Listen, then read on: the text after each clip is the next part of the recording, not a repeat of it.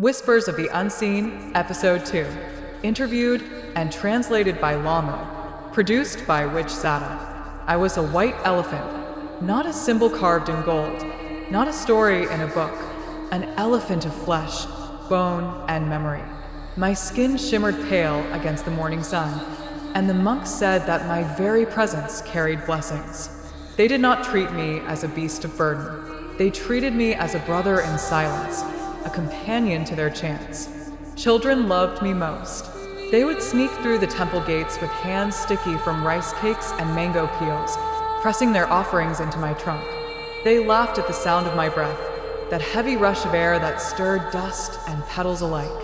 They whispered that I was their secret friend, the great guardian who would keep them safe when night fell and shadows crawled. The monks tied white threads around my ankles, threads that carried prayers, and when I walked the courtyard they fluttered like small banners of devotion.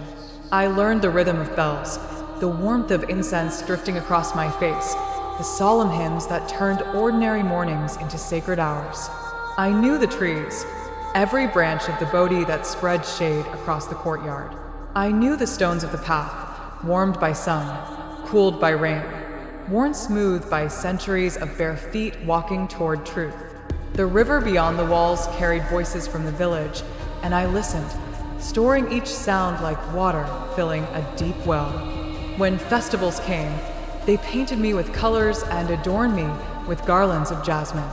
People bowed, not to me alone, but to what they believed I embodied. The reminder that peace can live in enormous bodies, that strength does not have to roar. I stood still as lanterns floated skyward, and the night accepted me as part of its constellation. I lived years in this way, half spirit, half beast, loved and honored. My days were circles of quiet rituals, broken only by laughter of children and the chants of monks. And though my heart beat like any animal's heart, my spirit began to understand that I was more than muscle and tusk. I was becoming memory while still alive. Time, however, is not a monk. Time does not chant for mercy. My bones grew heavy, my steps slower. The abbot, older than most trees on the hill, would lean against my side and sigh as if sharing the weight of his years with mine. The children I once carried on my back grew into young men and women who came less often, bowing with quick hands before running back to the world that waited beyond the temple gates. The monks noticed my weariness. They spoke softly to me, stroked my forehead, and told me the gate between breath and wind was near. I did not fear it, for I had already seen enough of the world to know. Life is a rhythm, and every rhythm must resolve. But before that final step, I still cherished the smallest things. The cool stone beneath my body when I rested at dusk, the flutter of sparrows in the rafters, the sweetness of sugarcane offered by a boy who still believed I was his guardian. These were not small to me. They were galaxies, entire worlds that would hold me steady when my body could not. When the time of my leaving came, it did not arrive as thunder. It came as the soft loosening of threads. My legs, once strong as pillars, trembled when I stood. My breath, once steady as a drum, grew uneven, a broken rhythm that even the youngest novices noticed. The abbot, whose eyes had seen more seasons than my own, placed his palm on my brow. His hand was thin, but steady. He whispered, "The gate between breath and wind will open soon. Do not fear it. Walk gently, as you always have." The monks prepared a place for me beneath the Bodhi tree where I had stood guard for decades.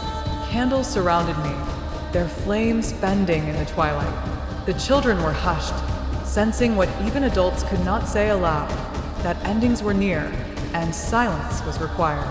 I lay down upon the earth, and the soil welcomed me as if it had been waiting all along. The threads tied to my ankles touched the ground, fluttering in the wind like small flags of surrender. The abbot's voice rose in chant, joined by the monks, then the novices, and finally the villagers who had gathered outside the gates. The air became full, dense with syllables that carried me beyond the ache in my bones. Every sound lifted me upward, like invisible hands unfolding wings I never knew I had. I felt the warmth of the boy's mango peels still lingering on my tongue. I heard the laughter of the girl who once ran circles around my trunk. I smelled incense and jasmine, and the salt of tears pressed into the folds of my skin. And then quiet.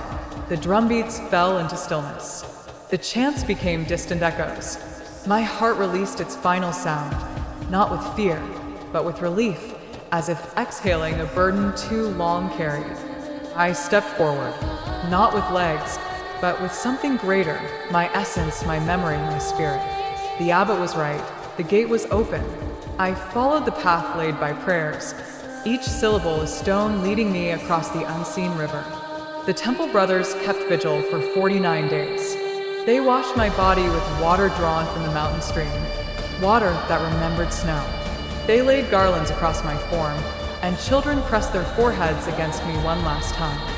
When the pyre was lit, the flames rose like a second sunrise. Sparks lifted into the night as if stars were returning home. I felt no pain, only transformation. My body became ash, and the monks carried me to the small tower built to guard memory. They sealed me in, whispering that my duty was complete, that I could rest and keep watch over the hill in silence. I believed them. I believed that my task was finished, that I would remain within the tower as a silent guardian, carried by the chants of those who loved me. I believed I would belong to peace forever. But endings are not always endings. Some gates, once closed, can be forced open.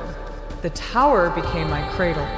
They called it a reliquary, a place where fragments of the sacred could sleep without disturbance. Stone walls wrapped around me like folded hands, and the monks lit lamps that burned each night until dawn. The chanting continued for 49 days, weaving layers of protection around me, like robes of sound that no blade could cut through. In those days, I drifted in peace. I listened to the rhythm of wind passing through temple bells. I tasted the sweetness of incense that curled upward into the sky. I felt the footsteps of pilgrims circling the tower, each step pressing gratitude into the soil. I was no longer bound by body. No hunger, no thirst, no weight of tusk or skin. I was memory without exhaustion, presence without struggle. I believed this was eternity, the quiet watch of a guardian who had completed his task. Time moved differently there. Seasons brushed by like gentle fingers. I knew the rains had returned when the river below sang louder. I knew the harvest had come when laughter spilled across the fields. My name, once whispered by children, became part of prayers. Not shouted, not demanded, simply remembered. That was enough. I thought nothing could reach me now. But peace, too, can be broken. At first it was faint, a vibration against the stone. Not the soft tread of pilgrims, but the sharp strike of metal. Then came voices, hurried and hushed.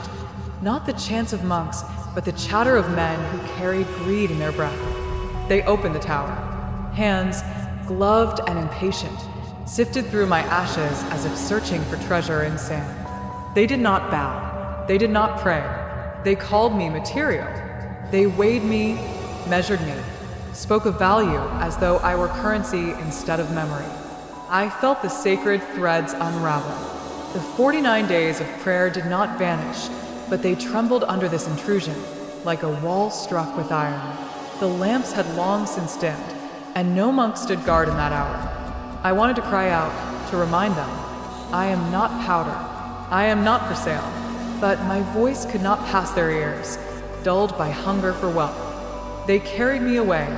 I, who had once been honored as a living guardian, was now packed into jars and bowls, pounded beneath a pestle, ground finer and finer until even my name was dust. And as the last grain of me surrendered to that grinding stone, I realized the first death had been gentle. This was desecration. I had crossed the gate once, believing it closed behind me.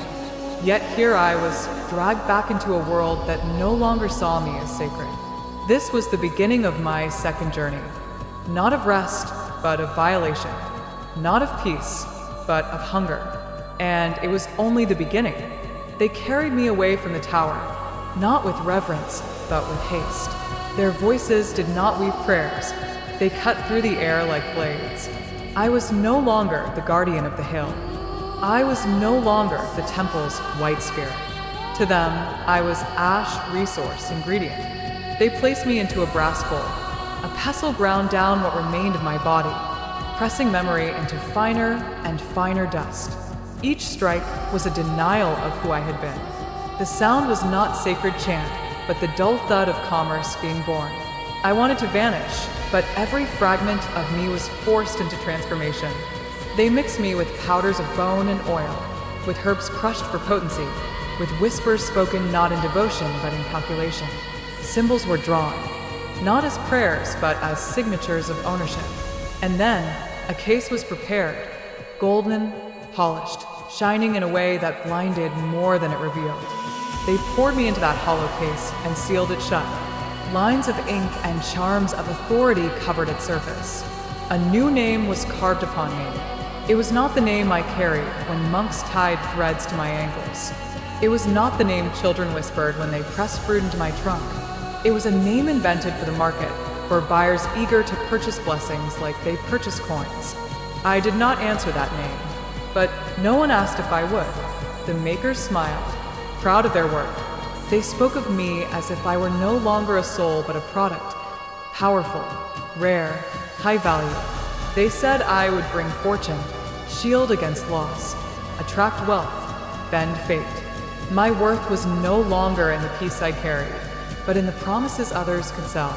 I was placed in a case among others like me, each sealed, each renamed, each stripped of their first truth. Together we waited, not as companions, but as inventory.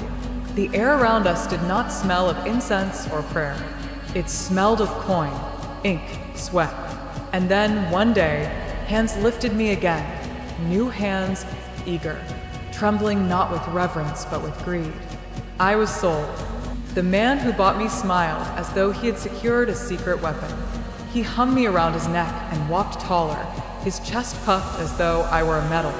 He spoke to others with confidence, patting me as he made deals, whispering, "This will turn the tide. This will bring luck." But he did not speak to me. Not once did he ask my name. Not once did he offer me light or food or water, as the monks once had. I was not a companion to him. I was an object, a servant pressed into gold, expected to perform on command. The weight of his expectation pressed harder than the gold that encased me. And though I had once been honored as guardian, I realized then I had become a tool. The man wore me as though I were a trophy, a charm to parade before fortune itself. At first, he carried me to every deal, every wager, every turning of the wheel of chance. His fingers tapped against my case like one might knock upon a locked door, expecting it to open instantly. "Come on," he muttered, "bring me luck. Make this one count." He spoke as though he were commanding a servant. He never lit incense for me, never poured water, never whispered gratitude. The monks had once told me that devotion is food to a spirit, that prayers are the breath we live upon. But this man gave nothing. He demanded without giving. He asked without listening. When he signed contracts, his hand would press against me as if drawing power from my presence. When he gambled, he slapped my case as if to awaken me. When he courted women, he whispered that I would ensure success, as though I were a merchant's trick rather than a guardian. I tried to help in small ways, not because of his commands, but because of the memory of who I had once been. I softened a voice here, eased a door open there, calmed a passing storm so his journey would not end in disaster. These were my quiet offerings, the remnants of a vow I still carried in my heart. But to him, small mercies were invisible. He only noticed when fortune rolled loudly in his favor. Then he laughed and called me powerful. "You see, my charm works. This elephant knows how to deliver." Yet when the tide turned, when numbers betrayed him, when hearts grew cold, his laughter vanished. His eyes narrowed, suspicion replacing trust. He shook me in his hand, as if I were dice that had rolled against him. "Are you asleep? Have you gone dull?" The words struck harder than the pestle that once ground my body. For this was not just pain, it was rejection. He did not see me as companion or guardian. He saw me as a faulty tool, an object that must either serve or be discarded.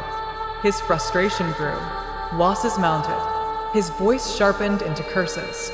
He began to slam me against the table before every attempt, shouting, "Wake up, do your job." Each strike cracked not only the gold that held me, but the spirit within.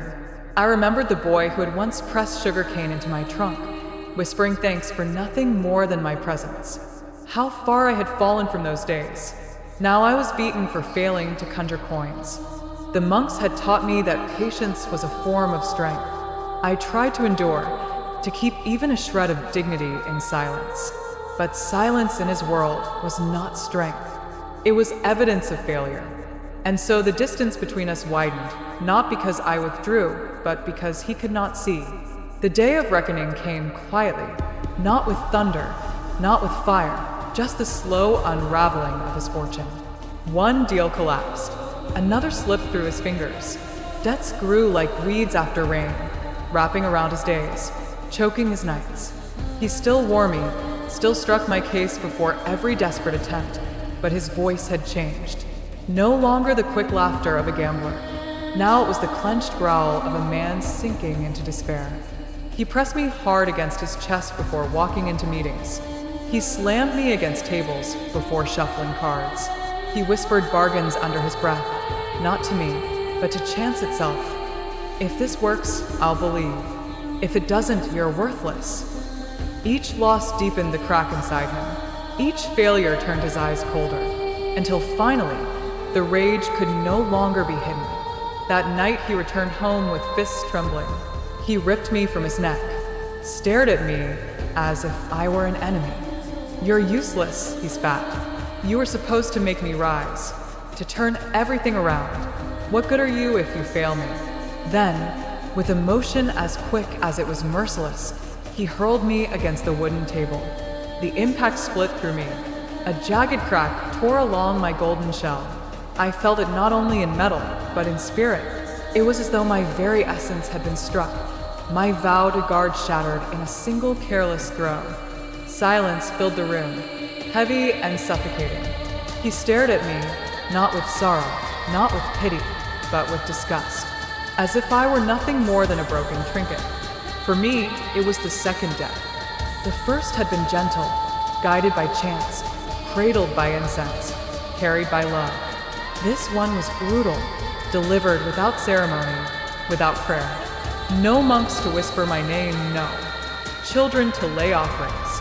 Only a man's fury, and a table that received my body like a grave without earth.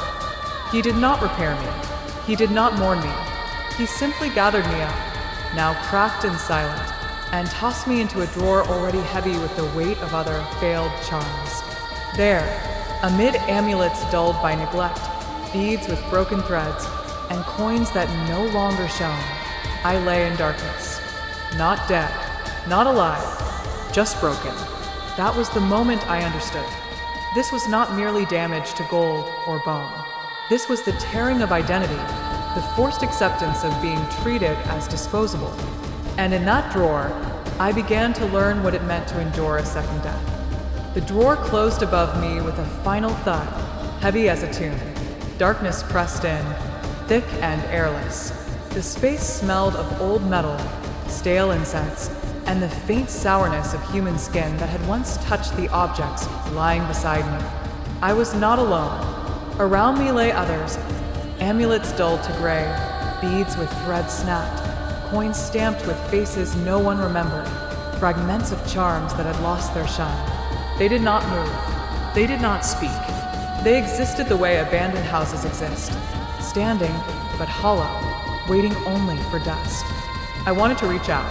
I wanted to ask them if they too remembered what it was to be touched with reverence, to be spoken to with gratitude. But their silence was heavy, and I realized they had long ago stopped trying. Some still glimmered faintly, their edges glowing with the residue of old prayers. Others were so deeply buried in neglect that even their memories seemed smothered. I listened. The world outside the drawer moved on. The man's footsteps echoed, his curses spilled into empty rooms, his laughter died into silence. But here, inside, time felt frozen. each minute stretching into years. At first I resisted. I told myself this was temporary, that perhaps he would open the drawer again, see me, remember. I rehearsed in silence the words I would say. I am not broken. I can still guard. I can still love. But days passed, weeks. No one came. No one listened. The second death, I realized, is not darkness. It is neglect. Darkness itself can be kind, a place of rest. But neglect is a weight that smothers until even memory begins to fade. I remembered the boy who had pressed sugarcane into my trunk, the girl who had laughed at the sound of my breath. I clung to those moments like lifelines. But even lifelines fray if left too long in silence. One amulet beside me cracked more deeply each day, its edges splintering. Yet no voice cried out from it. It had gone quiet long ago. Another bead rolled against me when the drawer shifted, but it did not speak, only rattled like a bone too tired to carry spirit. I began to fear I too would fall silent. So I whispered, not to them, but to the dust that gathered upon us. Dust is made of all things, skin, air, fragments of memory. It remembers what people forget. And so I told the dust my story, hoping it would carry my voice into the corners of the world. The dust listened, and in that small act of listening, I felt less alone. I whispered through the crack. It was not a sound anyone outside could hear. It was more like a vibration, a pulse carried by the fractured gold that still clung to me. My words drifted out like threads too fine to see, too fragile to catch, yet I sent them anyway. At first, nothing answered.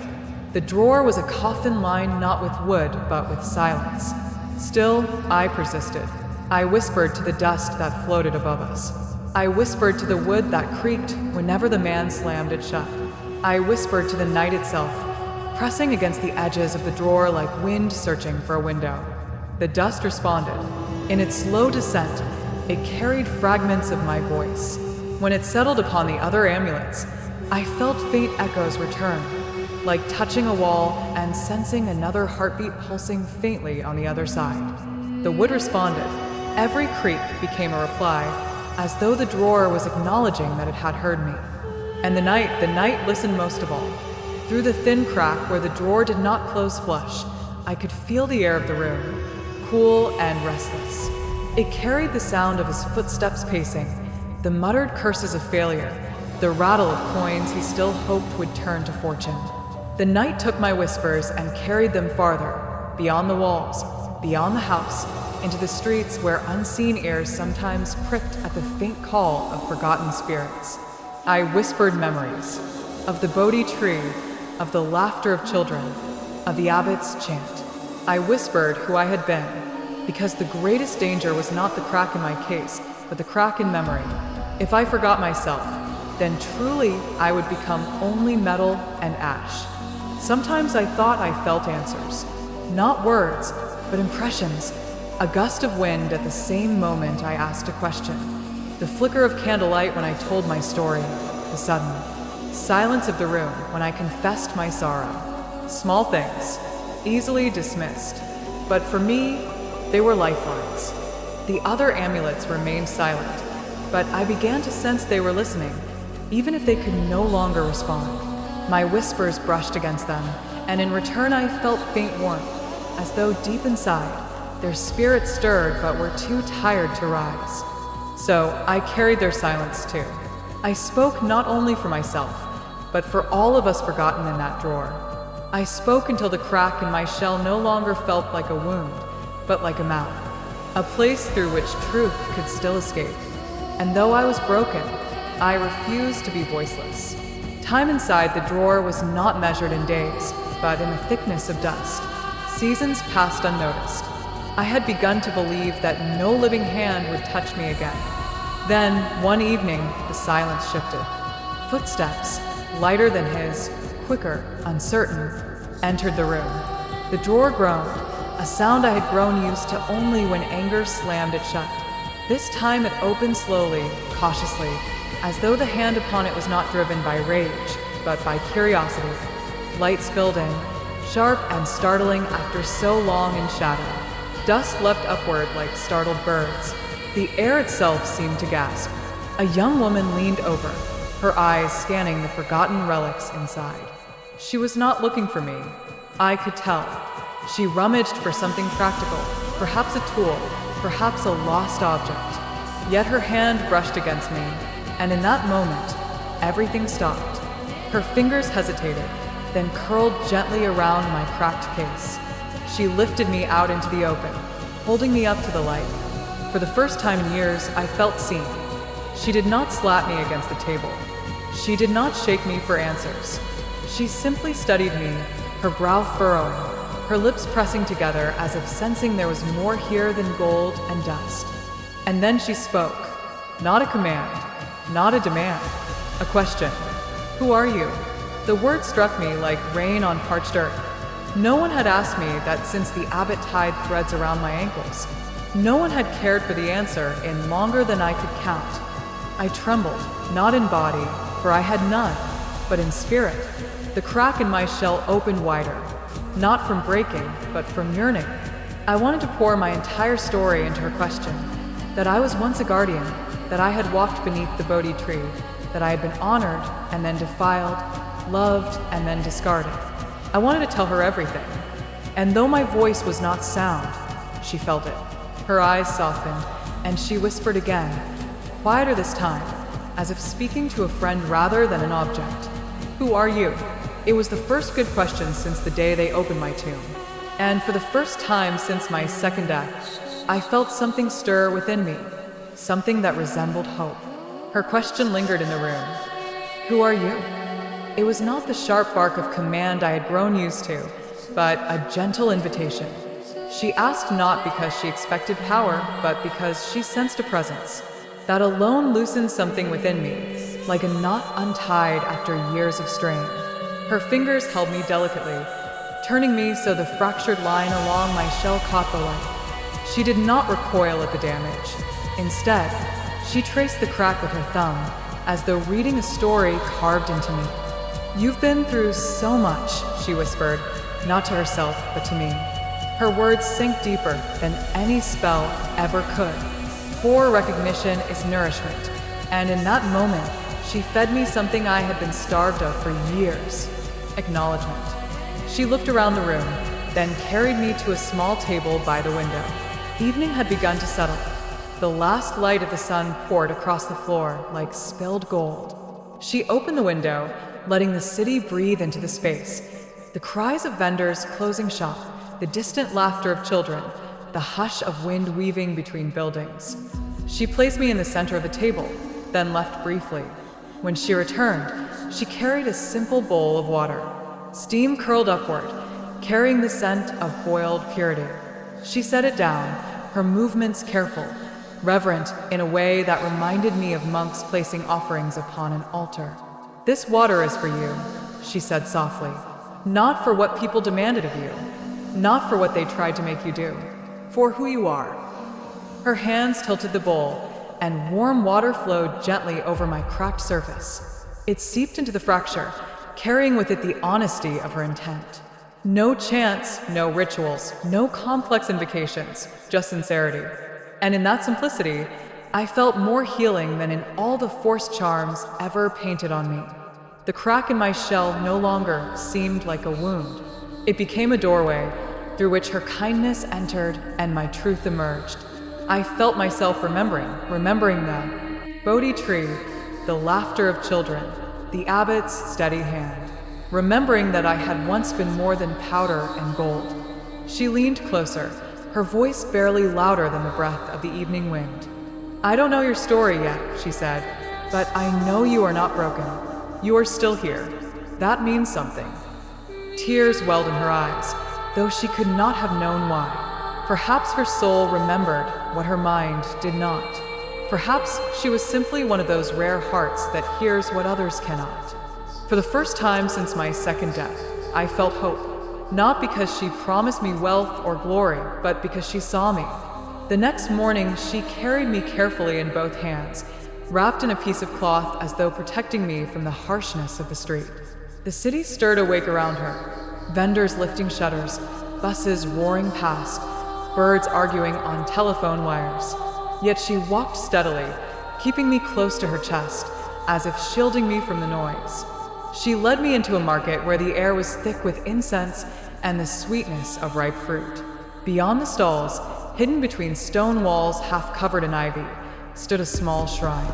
It was not grand, not gilded like palaces or famed temples. Its roof sagged slightly, its walls bore the marks of weather, but it breathed sincerity. Here, devotion was not sold, it was lived. An elderly caretaker emerged from the shadows of the shrine. His eyes were tired but kind, his hands roughened by years of sweeping floors and lighting lamps. The girl approached him and unwrapped me, holding me out like an offering. "I found this," she said. "I don't think it should be in a drawer." The caretaker took me gently, turning me in the light. His thumb lingered over the crack that split my shell. He did not flinch. He did not mutter about bad luck. Instead, he nodded slowly, as though listening to something beyond her words. "This spirit has carried much," he murmured. The girl exhaled, relieved. Someone else understood. He asked her if I should be repaired, if gold leaf and resin should be used to fill the fracture. She looked at me, waiting for an answer. I let the silence between us carry my reply. "No," she said softly, echoing the voice she could not hear. "Keep the crack. It is honest. It tells the truth of what happened." The caretaker nodded again. "Then the crack remains. It will not be covered. It will be honored." He placed me on a humble wooden shelf beside clay lamps and simple offerings, fruit, flowers, bowls of rice. Unlike the drawer, where silence was suffocation, here silence was companionship. The lamps flickered like watchful eyes, and every visitor who entered bowed first to the space, then to the spirits within it. For the first time since my ashes had been stolen, I felt at home. Not the grand home of my temple days, but a new one, small, imperfect, yet alive with genuine reverence. Children wandered in with their grandmothers, pressing sticky candies into the offering bowl. Workers stopped by on their way to labor, leaving coins not for luck but for gratitude.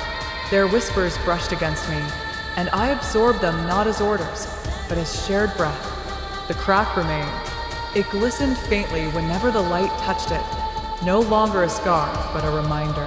It was the place where pain had entered, but also where truth had flowed out. I was still broken, but I was also whole. One afternoon, as the incense drifted lazily and the caretaker swept the shrine floor, a man entered. His shoulders sagged, his hands curled inward like leaves under frost.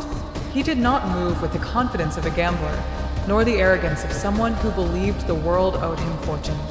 He moved like someone carrying the weight of his own silence. He paused at the threshold, looking around the humble shrine. His eyes were restless until they landed on me. Recognition struck. He froze. I recognized him too. The man who once wore me proudly, who demanded, cursed, and finally cast me aside. His hair was thinner, his face etched with lines of exhaustion. The quickness that once danced in his laughter had dulled into shame. He stepped closer, staring at the crack in my shell. His lips parted, but no curses came, only a whisper. "I had one like this. I broke it." The caretaker set down his broom. He did not scold, did not recite doctrine. Instead, he asked quietly, "What did you think it owed you?" The man faltered. His throat tightened. For the first time, he did not have an answer. He sat on the wooden bench, pressing his palms together. His eyes flickered with memories of the deals lost, the tables slammed, the nights spent blaming me for everything that fell apart. His voice cracked. I didn't know how to say, "Thank you." I only knew how to demand. The caretaker nodded. "Then perhaps you are ready to learn." He left the man alone with me. For a long time, we simply stared at one another. Me from the shelf, he from the bench. He did not reach out to touch me. He only bowed his head. And in the silence between us, I felt what I had waited for all these years. Not an apology, not worship, but recognition. His eyes lifted. "I'm learning," he whispered. "I don't know how yet, but I want to." And that was enough. Not a promise of wealth, not a vow of devotion, just the seed of gratitude finally planted in barren soil. I remained on the shelf. He walked away lighter than he had arrived. The girl still came to visit, sometimes laughing, sometimes quiet, always leaving me with offerings of presents. I had been honored, desecrated, broken, and reborn. My crack remained, glistening in the light, a line of truth etched across my being. If you ever dream of a small sun that once shone and then fell dark, know this: it did not abandon you. It refused to imitate hunger. It waits for you to ask the good question, the one that begins not with demand but with wonder. Who are you?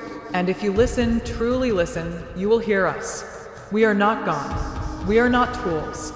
We are voices waiting to be heard. And when we can, we answer like bells. Ending. Thank you for listening to Whispers of the Unseen, Episode 2.